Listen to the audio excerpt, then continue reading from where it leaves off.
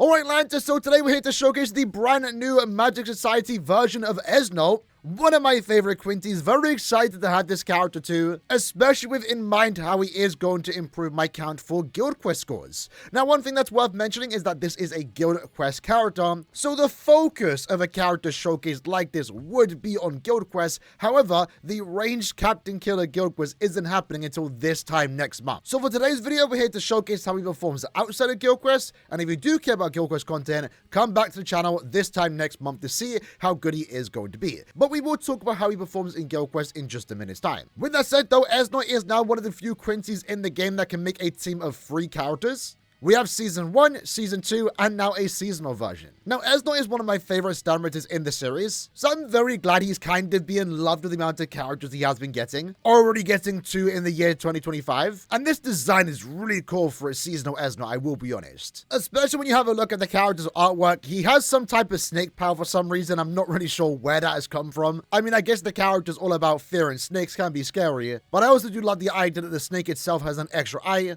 you know, going in with the whole fear aesthetic. With that said though, Esno is a Captain Killer Plus unit, so like I already mentioned, he wants to be used in the ranged Captain Killer Guild Quest. With that in mind, he is going to be a normal attack damage character. Now, the ranged Captain Killer Guild Quest has been lacking a Flurry Plus 2 unit in quite some time. They've been fine for the most part, but they definitely could get better, and that better is seen now with Esno. But not only is he going to be the normal attack damage character for that phase, he's also going to be a really good team booster and also debuffer. So what you're going to see is that when this character goes into Guild Quest, he's going to instantly use that SA2, providing himself and his team with a 43% attack and focus increase, and then every now and then too, he will use that SA3 debuff effect, which will ensure that you and your other characters, namely Candice, is going to be doing more damage in the ranged Captain Guild Quest. Like I said, ranged Captain Guild Quest has been needing more support in general, and it's finally getting that with Askin. And I think one of the better parts that you are going to see with this unit, right,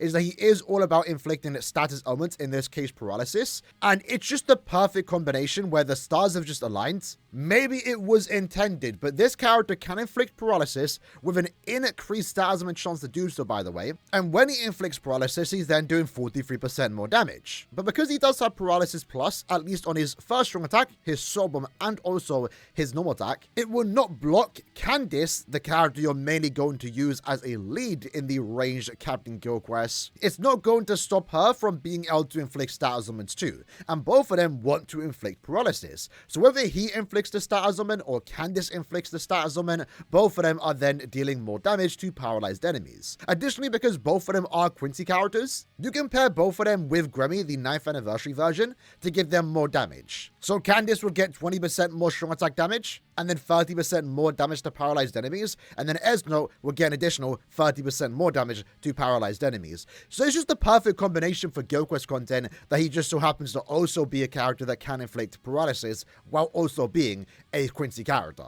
Now, because he was designed for Guild Quest, one thing that you are going to see here is that he does have Flurry plus 1 outside of Guild Quest. In Guild Quest is Flurry 2, and he gets more ranged and more killer effect. The standard Guild Quest character. In a way, he isn't doing anything super special compared to past Guild Quest units. Normal attack damage wanted that, but he is still a tad bit special given the fact that he does have the extra damage to paralyzed enemies. He just works very well with his main character Candice, and he also does have a debuff and boost on his SA2 and 3. And that's going to be really good for epic raids and even Syncon content where we are going to try him out in today's video. In terms of how to build the character though, keep it simple. You can go with Golden Chappy Holo Bait.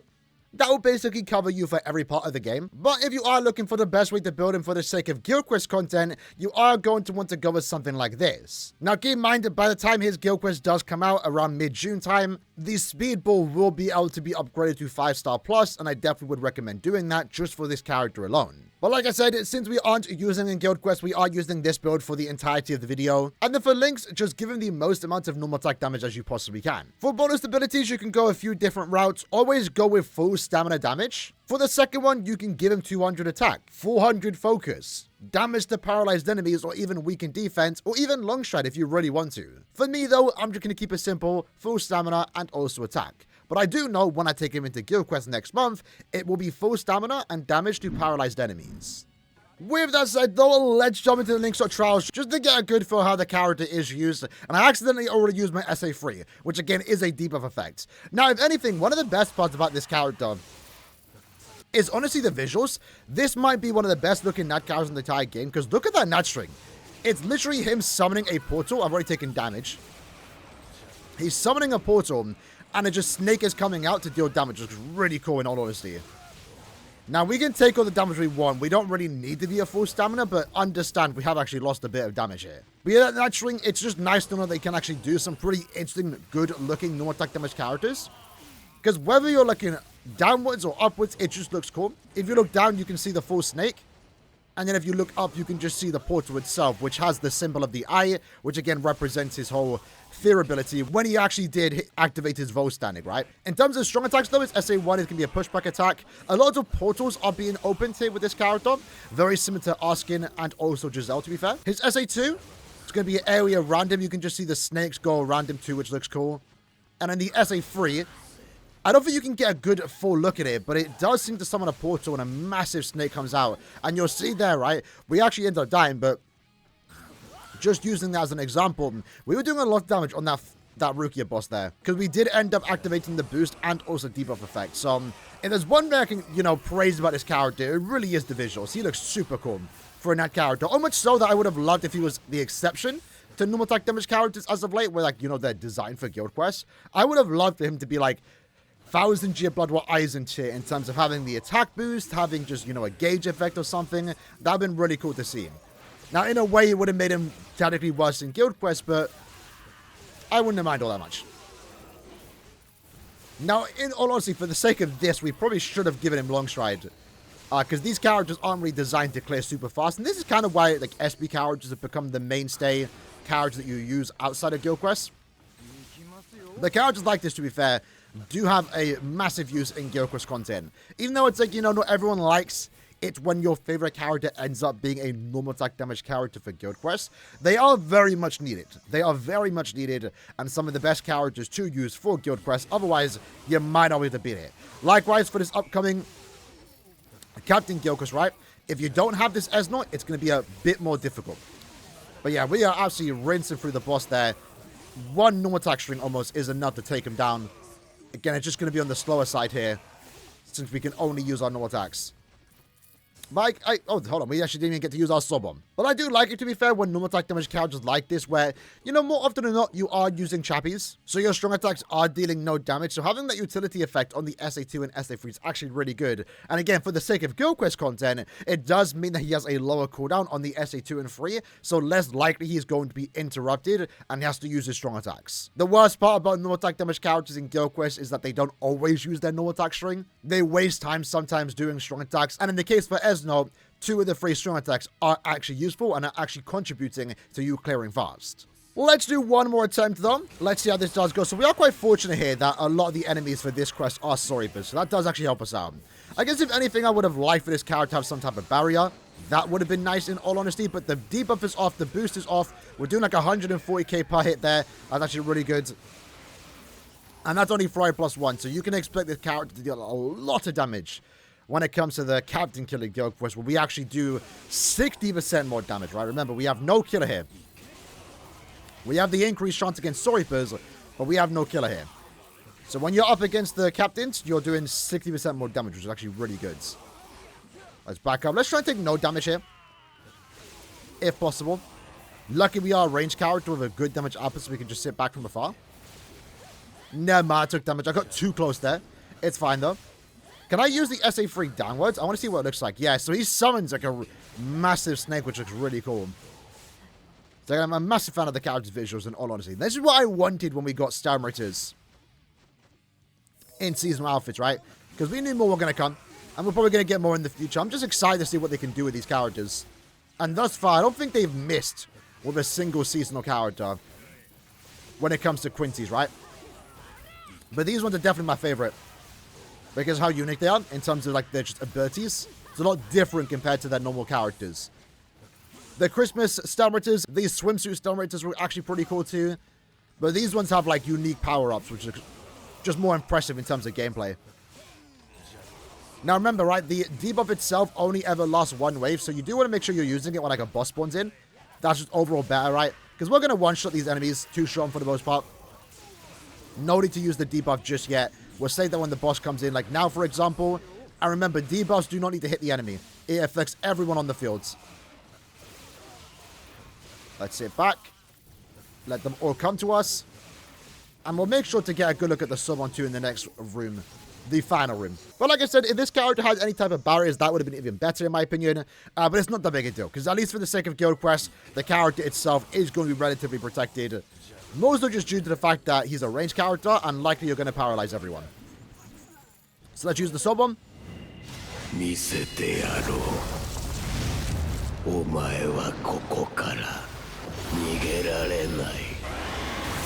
So it's quite literally as not becoming the snake itself. Again, love this character's design. He might be, I know I like Giselle more because she's an SP character too, but of the designs, he might be my favorite. He's definitely tied with Giselle, to be honest, but really cool character, man, honestly, from a visual standpoint. And the hand thing he's got going on, that's like the main source of the character's power. It's kind of giving me vibes of how he used to steal characters' bankais, right? Using something in his hand. I don't know if that's me like stretching it, but that's kind of the vibe it's giving off. So when it comes to just normal content, right? In this case, we took him into Links or Trials, a 2 minute and 37 second play time. Not fast by any means, but that's just basically every normal attack damage character. Even if we were to get a modern day Aizen, for example, SP characters, spiritual pressure units, just clear super fast. And unless we got like consistent hybrid characters, ones that want to deal damage on their normal attacks and strong attacks, normal attack damage characters really aren't going to be able to compete in terms of clear time. But at the very least, they have their place in Guild Quest and also epic raids. So with that in mind, let's take him into the Ultimate Kenpachi Epic Raid, where keep in mind, he does have a 3 times damage output, but not only that, he has Killer against the character. 60% more damage. So this character is going to be really good in Epic Raid captain content, especially where once more the character is boosting everyone's stats and also debuffing the enemy. He's lowering their defense, allowing you to do 33% more damage. And epic raid content are some of the best ways to demonstrate the power of debuff attacks because there's only ever one enemy at any given time. So with that in mind, we're building the character the exact same way as last time. This time though, if we stay at full stamina, we are dealing 60% more damage. And since we can't let's try Esnot by himself, so we're instantly going to use the SA2. And how much damage are you doing now? Is that 500k or 50k per hit? Either way, it's a lot of damage. And as a ranged character, we can kind of just sit back from afar. Easily dodge the attacks. So I'm right here. And I think I want to use my SA3 here. Get a good look at that SA3 too. And now we're dealing significantly more damage. Maybe I should have also done that when the boost was actually applied. Because when you're by yourself, the boost only applies for us, right? If there was other Esnots with us, we'd all be stacking the boost at the same time. Keeping it active at all points. But thus far, that's good. I'm seeing close to 80k damage, I think. Let's go up here. I don't assume we have weakened defense. I don't think we do. We definitely don't. Let me just use the SA3 now, though. So I guess in this case, in our run, right, we're kind of like switching between the boost and also the debuff. So in a way, like, we're always just doing more damage. When the boost runs off, we use the SA3. Then we're debuffing the enemy. By the time the debuff wears off, our boost attack is back. So we're kind of just constantly going back and forth, always having more damage for the most part, despite the boost not always being active. And with that in mind, he is able to clear it by himself. I believe it's around 70 million damage that we just did there, only in 1 minute and 12 seconds. So we want to do that again, but this time, hopefully more Esnots, then we're going to clear significantly faster. So let's see how this does go. I'm personally not going to use my SA3 just yet until the 3rd phase. Or maybe 2nd, we'll see how it goes. Hopefully the other Esnots can actually do it. That way we can cycle between having a debuff and also boost at all times. So we go 1st phase cleared relatively quick. Shinji using the Bankai. Relatively good timing since we just got the news today that he is being resurrected. Now, we actually have the weakening proc that I believe from Mugetsu, so that helps us out, right? Because he has a normal weakening. We have Paralysis Plus, so had we applied a Stars Element, they would have, just stacked on top of each other. Oh, let's not dodge into that. And just a few more attacks, and we are done in just 30 seconds. So, seems relatively simple. With normal attack damage characters like this too, you can always just stand still and use your normal attacks. If you were ever farming epic raids, they're just the most simple character to use. SP characters in some cases, especially really good ones, can clear faster, but maybe it involves more movement. If you're a more laid-back player that just wants to stand still and press one button, that's basically what these characters are for. So in this case, 29-second clear time. I don't think we need to do another run. It pretty much served the point. He can beat it by himself, but if you have a team, you're clearing even faster. Last up though, let's take Esnot into the Quinty Senkamon quest. This in a way is extra use for characters like this that are more strictly designed to be used in Guild Quest content, because whether you use them in Stage 1, Stage 2, or Stage 3, it does free up the slot for other characters to be used, and let you progress further into the Senkamon quest. I feel like it's worth mentioning that right now we only have access to 3 stages, but in the future, we don't know when, there will eventually be more. So right now you might only need 9 Quinties, but let's say a year from now you might need 15 Quinties. And characters like Esnot will help you complete these particular stages. So let's see if we can beat mission set 3 for stage 1, 2, and also 3. So for stage 1, mission set 3, we only want to bring 1 accessory. In this case, I'm choosing to bring the Hollow Bait. That way our strong attacks can still deal some damage, even if little. And then with that in mind, we're just going with a mixture of normal attack damage and also more full stamina damage. In a way, we are also quite fortunate too, because the quest itself, at least for this stage, it is giving us a 2 times damage output for being a ranged character. So in a way, it's just perfect for us. As you can see here, we're actually dealing quite a bit of damage, despite only using our SA2. If anything, we'll save the... Oh, let's not take any damage there. We'll save the debuff for the final boss, where we actually get to use our Soul Bomb, apply paralysis, and lock the enemy in place for around 8+ seconds. So relatively easy. 30 seconds to go, going into Ichigo. No captain in front of us, but that's fine, because we'll use the debuff, and then we'll Soul Bomb, which I'm going to let the Soul Bomb play out, because that animation there of him forming the snake is just so cool. And again, one of the best parts about Esnot is the voice actor itself. Like, I always liked Esnot as a character. He was always one of my favorites when I read the final arc in the manga, but the character itself became a whole lot better once animated due to the voice actor. So for stage 1, mission set 3, he can beat it in under 1 minute time. After that, we have stage 2, mission set 3, where we only now want to use 1 character link. In a way, normal attack damage characters excel a bit more in these stages, due to the fact that they don't really have any cooldowns on their strong attacks, or more so it doesn't matter, because their main course of damage is through their normal attack string, which doesn't have any cooldowns to it. So same build as last time, full attack, and then we're using Toshiro for the extra 40% normal attack damage. Throughout my many attempts in a quest like this, I find that this is the more difficult one in all honesty, because you only have 1 minute to clear. And a lot of characters struggle a tad bit, especially with the fact that the enemies themselves have, I believe, 2 times stamina. So this is the more difficult one when compared to like stage 3, which will be relatively easy because we actually get damage buffs. So we cleared the first room relatively fast. Again, quite fortunate for us that we do have the increased chance to inflict paralysis. We have 5 seconds to go. We should be relatively good on time right now. Let's just do that. I'm going to save my SA3, because once we use the SA3, the boss is going down super quick. Especially with the fact that we have the Soul Bomb too, right? And the boost is coming back now, so we might as well use it. There we go, not too bad. 12 seconds to go. That should be fine, though. It really should, because we go here, SA3, Soul Bomb, and then use our normal attack. And there we go, we're doing a lot of damage, 100k per hit. While we were quite short on time there, we do end up beating it relatively easy, first attempt, in under 1 minute, using a normal attack damage character, which again, out of the entire Quinty Senkamon stage right now, stage 2 mission set 3 definitely is the more difficult one. And then lastly, at stage 3, mission set 3, like I said, going to be relatively easy. Despite us not having to bring any accessories here, we do have a 2 times normal attack damage buff and a 2 times strong attack damage buff. So while our normal attacks will be doing the main damage, you know, the strong attack itself could also contribute a tiny amount. Let's just make sure we don't actually get inflicted with paralysis here, which I believe we are fully immune to, but let's just play it safe. Relatively first stage, done with ease. With 40 seconds to go. I think we're relatively fine right now. Let's just sit back. If we do take any damage, we are losing out on a bit of, extra damage from ourselves, but we're fine. So I'm liking the SA3 that the character does have, because you can just say that for the final stage. Like now, for example, and the paralysis just gives you safety, essentially, that the boss will never be able to attack, because likely right now, especially with the fact that we do have attribute advantage, there's no boss that's going to be alive long enough after 8 seconds of being paralyzed when you soul bomb and also use the debuff effects. And if you can clear fast enough, maybe if you hold out using that SA2, you can make use of the SA2 boost effect in the second stage and also the third final stage. So in this case, Esnot, free for free, being able to clear all stages in under 1 minute.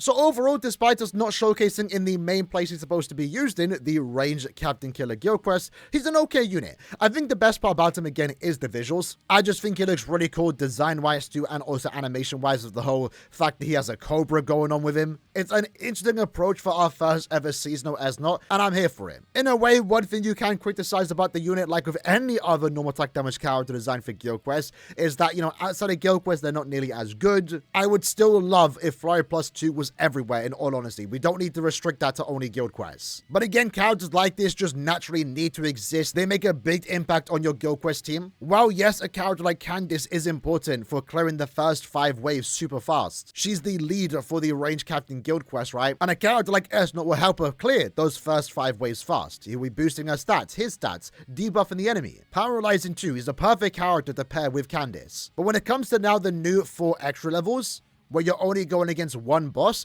characters like this are even more important, because these characters have no cooldowns. They're also now more likely to inflict the status on them, keep the enemy in place, locking them down for 8+ seconds, where they're then able to deal significantly more damage.